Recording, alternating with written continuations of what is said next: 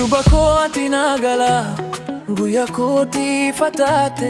Yeroo ati mormite na ilaaltu garaan koo ni dhiita. Kottaa na dhiisi hin deemin, ani si keessa hin bahu. Muka abbaa koo jala gubbaa sanaan si yaada. Ati kofaana kusatta, ati kofaana beeka. Ani si biraan hin jigu, ani si biraan hin jitu.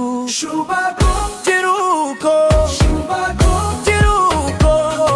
Garaan koo si waama, ati kofaana ta'i. Shuba koo jiru koo, shuba koo jiru koo. Ani si malee hin jiru, ati kofaana ta'i.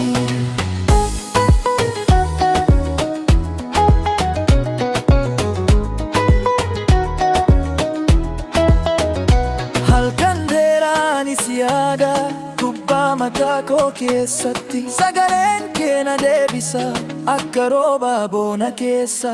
Yoo ati na jettee jira, ani akkuma qilleensa. Si naannaa si deeggara, si waliin nan dhaabbata.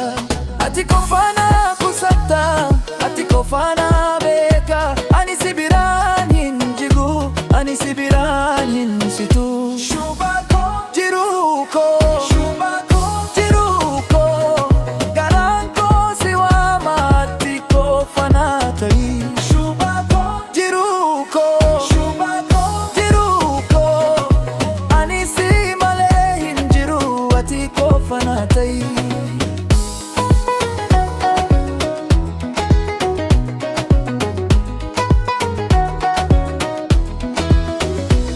yoo adaan nu qoodan ani deebi'ee si barbaada.